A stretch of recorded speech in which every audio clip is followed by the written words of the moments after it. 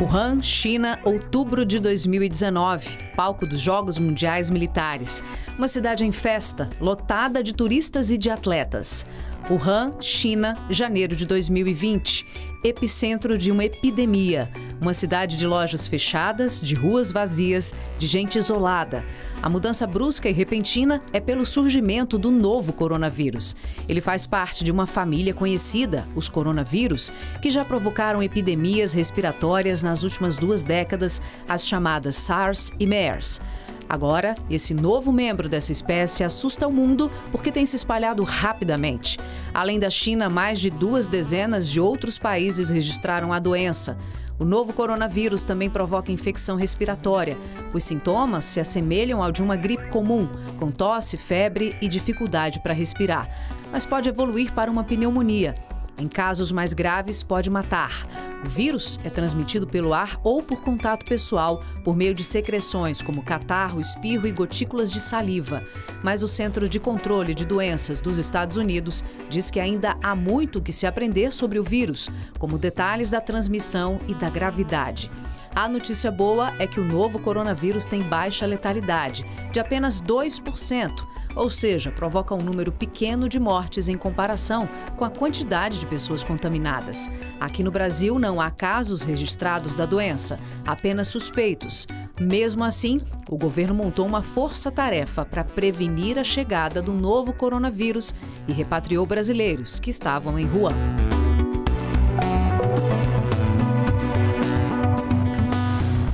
O Impressões normalmente traz aqui uma personalidade e a gente conversa com ela sobre a vida, sobre o trabalho, sobre projetos. Hoje, como você já percebeu, o Impressões está diferente. A gente vai falar sobre o novo coronavírus, que é um assunto que tem sido constante na mídia, nas reuniões de governo, de todo mundo e até mesmo na conversa que a gente tem com os amigos aí no nosso dia a dia. Porque todo mundo quer saber em mais detalhes o que é esse novo coronavírus. E para ajudar a gente nessa missão, para dar a você mais propriedade de informação sobre esse assunto, a gente convidou para essa missão o Anderson Oliveira, que é secretário de Vigilância em Saúde do Ministério da Saúde. Eu agradeço a sua presença por abrir a agenda no meio de tantas reuniões diárias, a respeito desse assunto. Muito obrigada. Eu que agradeço a oportunidade de debater esse tema, principalmente saúde pública. O que de fato a gente sabe sobre esse coronavírus? O que é verdade aí nos últimos tempos? Bom, o coronavírus ele tem descrição desde a década de 30. Ele passa a ter esse nome na década de 60. Ele é dividido em 4 espécies, ou 4 gêneros diferentes. O alfa, o beta, o delta e o gama. Os beta-coronavírus os que estão mais relacionados à doença em humano. Esse, no caso, o beta, é mais ligado a morcegos, mas você tem ligados a jacarés, a répteis e outros animais. Eventualmente, alguns vírus que circulam entre animais podem romper a cadeia de espécie, a barreira da espécie, infectando humanos. E alguns desses vírus que infectam humanos podem sofrer uma adaptação de transmissibilidade entre humanos, que é o que aconteceu com o coronavírus, É uma zoonose, uma doença que afeta humanos e animais. As zoonoses, elas são responsáveis por cerca de 70% das doenças no mundo, e cada vez mais as novas doenças estarão ou terão no seu ciclo de transmissão humano, animal, ambiente, e a Organização Mundial da Saúde vem tratando e incentivando os países para mudar, inclusive, a forma de vigiar essas doenças com uma estratégia de uma saúde.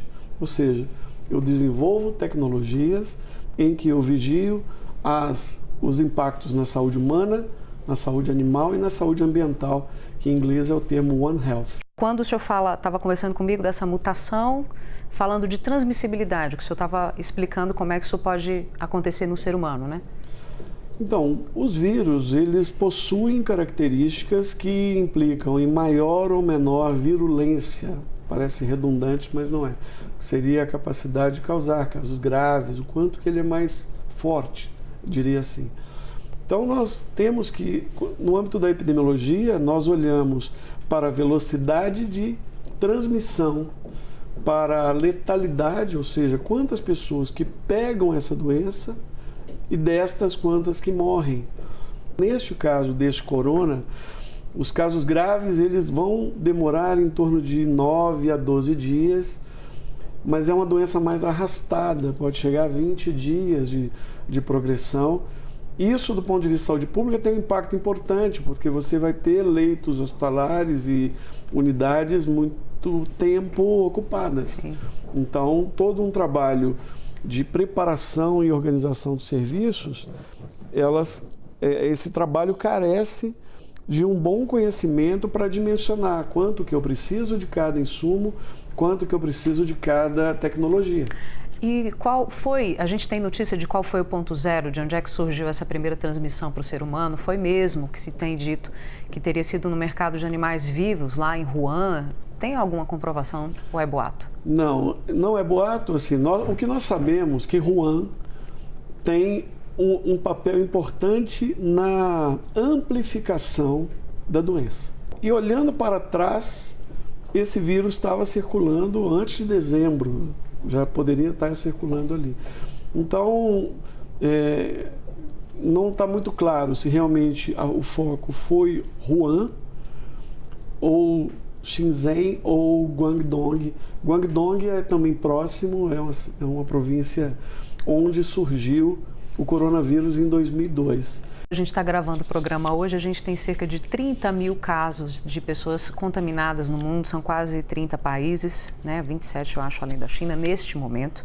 A Organização Mundial da Saúde decretou emergência em saúde pública de interesse internacional. Quando a gente junta todas essas informações, parece que causa um pouco de preocupação nas pessoas por causa desses números, né? É motivo para pânico? Não é motivo para apavoramento, para nenhuma medida extraordinária. Nós não temos a circulação do vírus no Brasil até o momento, mas a probabilidade de um dia ou de algum momento ele chegar, a probabilidade existe. Vivemos numa comunidade em que as pessoas estão circulando, então não há nenhuma preocupação. E pelos relatos e pelas características da doença que está acontecendo neste momento na China, é uma doença cuja letalidade é menor do que comparativamente com outras doenças. Pra você ter ideia, o MERS-CoV, que é um outro coronavírus que aconteceu em 2014, estima-se em 34,7. Eu fiz essa conta, dá mais ou menos isso mesmo. E no caso deste coronavírus, nós estamos falando em torno de 2%. Eu até fiz a conta do 2%. Outro, do SARS, que estava em 9,5%, até para a gente fazer essa comparação. SARS, né? Em 2002, em torno de 9,5%, só que SARS naquele momento foi em torno de 8.800 casos, com 600 óbitos. Este, você já tem 24 mil casos, então você vê que ele é mais transmissível. De modo geral, se uma doença, um vírus, quando ele é mais transmissível, de modo geral, ele é menos letal. Quando ele é mais letal, ele é menos transmissível. Exemplo, o ebola. Você tinha que ter contato com sangue, né? Manuseio, contato com secreções ali, um contato muito próximo. Este vírus ainda não se transmite como o sarampo. Sarampo, para cada pessoa doente, você pode ter até 18 pessoas aqui numa sala podendo se infectar caso não esteja imunizada. Uhum. No caso do coronavírus atual, os estudos mais atuais, ainda muito recente para a gente ter essa precisão, eles giram em torno de 2, 1,5 a 3 e pouquinho. Como é que o senhor avalia essas ações da China de isolamento, de drones, de tecnologia, de construção, inclusive, de hospitais? Eles construíram, acho que 2 hospitais em cerca de 10 dias, um tempo recorde, para oferecer toda a assistência à população. É importante essa ação deles lá para até acalmar o mundo, não só a China, mas o mundo também. Eu queria que o senhor falasse alguma coisa sobre isso. A China fez ela aplicou um conjunto de ações que não tem precedência na saúde pública mundial, né? Isso, obviamente, há um custo e uma decisão, uma tomada de decisão muito complexa, muito complexa. Nós enxergamos esse trabalho da China de muita responsabilidade, de proteção mundial, não só da proteção em todos os aspectos, em todas as áreas da sociedade, vai desde da saúde à economia, vai em todas as frentes. Então, o que eles não querem é que isto se ganhe uma projeção, e eles estão conseguindo. Então, em torno do final de fevereiro é que a gente vai começar a ver, talvez, uma estabilização para a queda. Nós ainda estamos na fase de expansão, por isso que toda a preparação, organização, articulação com estados, municípios, monitoramento das ações é fundamental. E também dizer que a China, ela continua funcionando. Ela está com 2 províncias em isolamento, em quarentena, mas as demais províncias estão trabalhando, estão funcionando. A Pequim, que é a capital, tem pouco mais de uma centena de casos. Então, mesmo dentro da China, 70% dos casos estão concentrados na província de Hubei, principalmente na cidade de Wuhan, que é a capital da província. E essa medida de isolamento é fundamental para esse momento? Fundamental. O mundo, a quarentena, ela faz parte da história da humanidade. Quarentena foi uma das primeiras medidas de saúde pública que nós tomamos enquanto sociedade. Ela começa durante as grandes navegações na cidade de Veneza, que era um grande porto da Europa. Todos os países, então o objetivo da quarentena era eu mantenho o navio em um lazareto ou numa ilha fora do território e espero por 40 dias. 40 dias quem tiver que adoecer, adoece, quem tiver que morrer, vai morrer, quem tiver que se curar, vai curar. Então, como não existiam testes diagnósticos Sim. e tal, esta era a tecnologia da época. Só que quando nós fazemos a quarentena, é uma medida de saúde pública, não é uma medida de proteção individual apenas, Então, é uma medida bastante rigorosa, e nós agora aprovamos uma legislação, Nesse ano estamos com uma legislação nova, que é uma legislação de quarentena, especificamente para esta situação, mas que eu espero que, como legado dessa experiência, a gente consiga ter uma que sirva para qualquer situação. Qualquer situação. E depois do intervalo a gente volta para falar mais, você falou dessa lei de quarentena, que tem a ver com repatriamento de brasileiros. A gente vai trazer os detalhes disso e mais sobre o novo coronavírus depois do intervalo.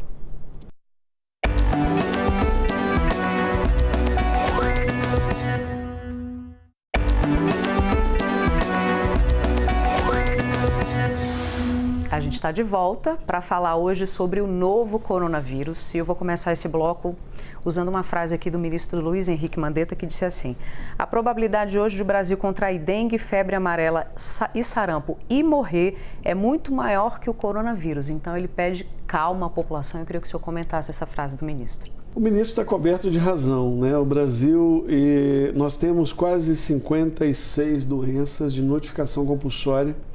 Muitas doenças são endêmicas, outras são epidêmicas, ou seja, algumas ocorrem, sempre temos casos, outras elas desaparecem, depois aparecem com surtos ou cluster de casos. Exemplo, febre amarela, leptospirose, mas temos malária, temos dengue, que todos os anos, quase todos os períodos do ano, nós temos circulação em todo o Brasil. Então, e dengue no ano passado tivemos mais de 750 pessoas que evoluíram para óbito, Nós estamos falando de uma doença que nós conhecemos, que não tem um tratamento específico, não tem uma vacina específica, mas que tem um instrumento importantíssimo, que é a participação da sociedade na eliminação dos criadouros do mosquito. Sarampo é uma doença que mata muito mais, é uma doença que mata principalmente crianças.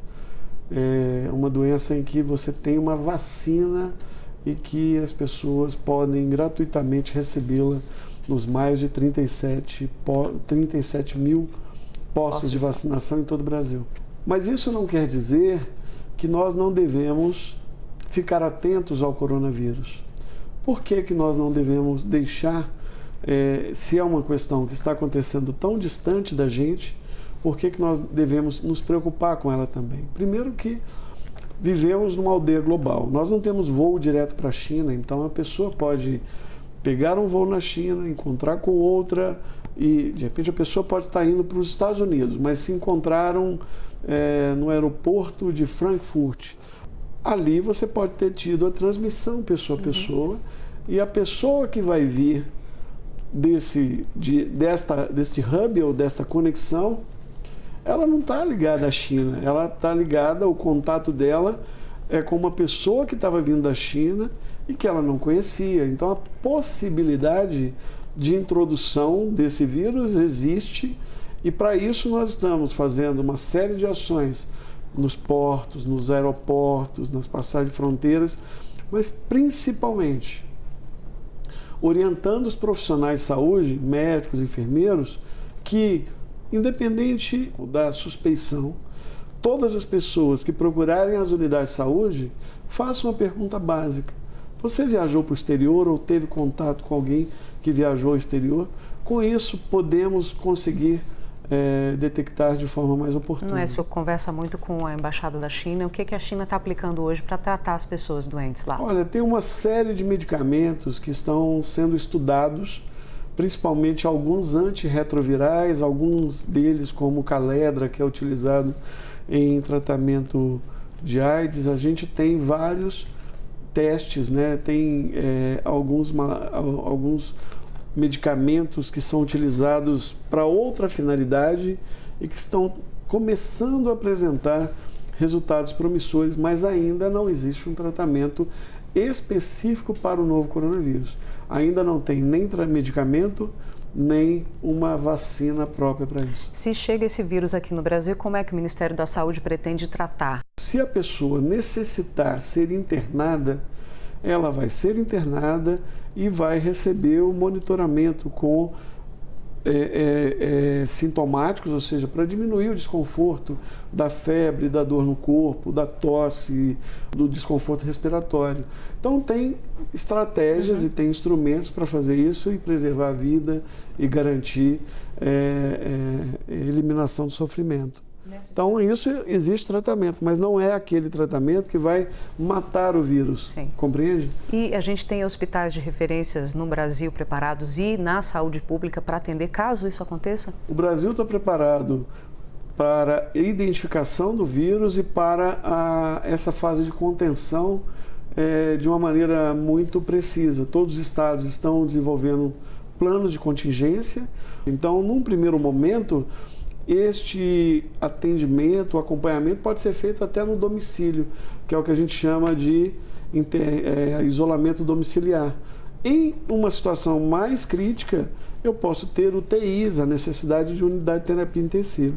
E para isso o Ministério tem um plano para a expansão dessas UTIs de acordo com a mudança do cenário epidemiológico. A gente falando em isolamento, eu lembro que brasileiros chegaram recentemente da China, eles estavam lá no epicentro, né, de onde se sabe que ouviu-se falar pela primeira vez do novo coronavírus, e foi feito um repatriamento, aviões da FAB foram para lá, buscaram os brasileiros que estão em quarentena. As pessoas ainda ficam com medo, já que a gente está falando das estratégias do governo. O que o senhor diz sobre isso? É uma estratégia segura, essa repatriação é segura? Nós trabalhamos isso antes da chegada dos brasileiros, de maneira a dar maior tranquilidade, confiança e segurança, tanto para os profissionais que vão atuar na missão, que iriam atuar na missão, né, os que irão receber ou que iriam receber esses brasileiros, em torno de 33, 34 brasileiros, mas o risco é mínimo, o risco é muito pequeno. Tem um protocolo de segurança que está sendo adotado, né, de uso de máscaras, do manejo do lixo, do contato para a colheita de materiais biológicos, mas não tenho dúvida que a cidade de Anápolis e o Estado de Goiás estão contribuindo de sobremaneira na resposta internacional ao coronavírus. Para a gente está quase encerrando, mas tem um ponto importante que são as fake news que surgiram por aí a respeito do coronavírus. Queria que o senhor comentasse e até alertasse as pessoas de como proceder quando chegar a informação sobre esse novo coronavírus.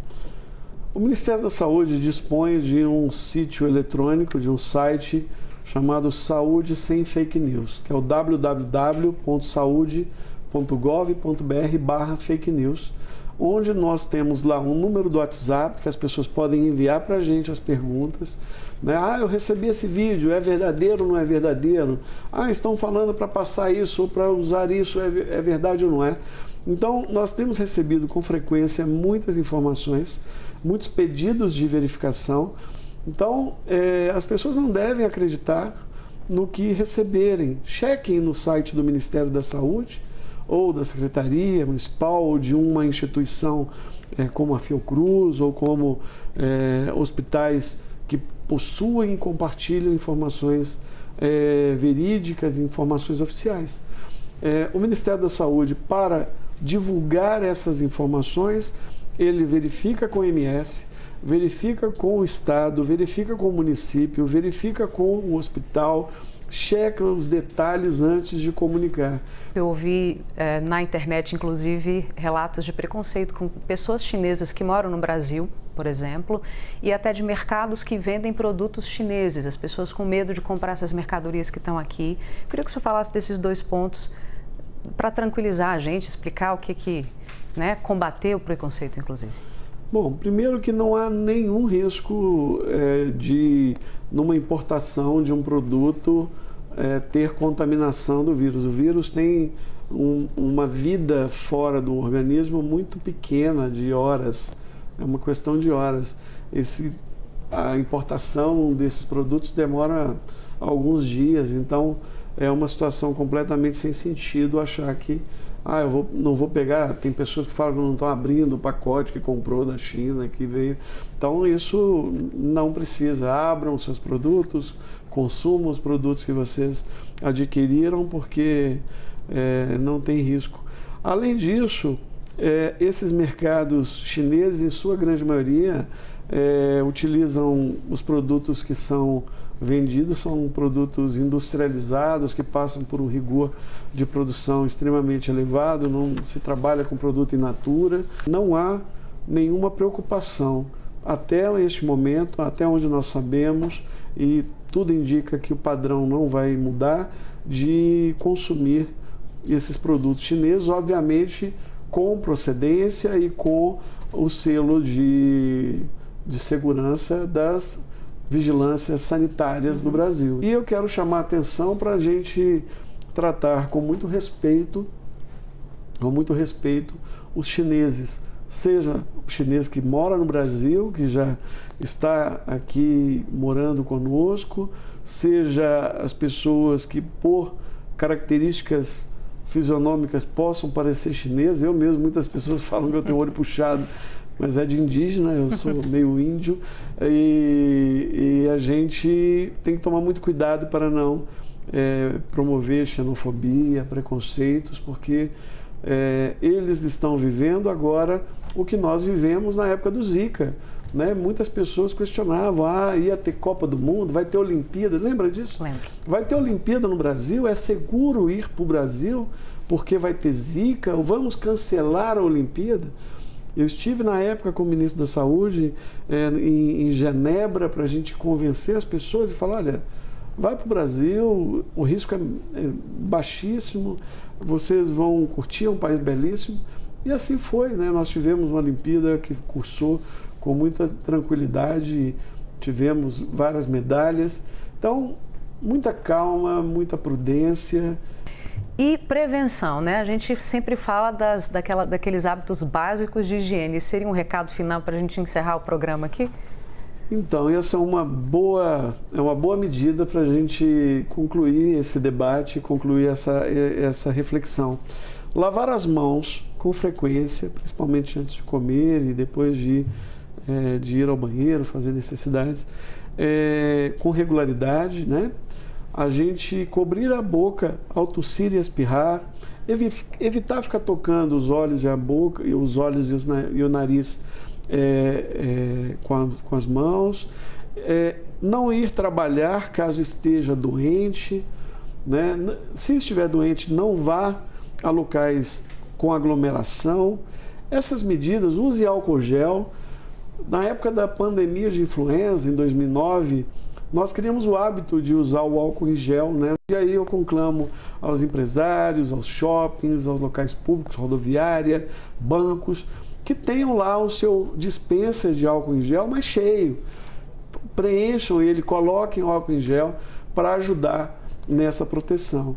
É uma ação barata, simples de ser feita, as crianças podem aprender de forma muito rápida e elas podem ensinar também seus pais. Então, professores ensinam para as crianças como lavar as mãos. Prevenir é sempre bom. Algum recado final para a gente encerrar? O recado final é que o Brasil está preparado para enfrentar esse desafio junto com os outros países do mundo. O Brasil está contribuindo com a OMS para a capacitação dos países do Mercosul. Nós estamos investindo na rede nacional de alerta e resposta às emergências em saúde pública, que é a chamada Rede CIEVES, que temos 66 centros em todo o Brasil, estamos expandindo agora para as fronteiras, equipando, comprando equipamentos para que a gente tenha muito mais capacidade de detecção, monitoramento e resposta às emergências de saúde pública. E este é um trabalho, e o êxito desse trabalho é todo o mérito do Sistema Único de Saúde, dos profissionais que estão lá na atenção primária em todo o Brasil, nos hospitais públicos e privados. Muito obrigada e a gente espera que fique tudo bem e muito obrigada por trazer essas informações para a gente, para acalmar aí os nossos telespectadores. Temos certeza que nós vamos fazer um trabalho de muita qualidade e que ajude a população brasileira a ficar mais protegida. Obrigado. Certo. Eu que agradeço. Muito obrigada. Muito obrigado.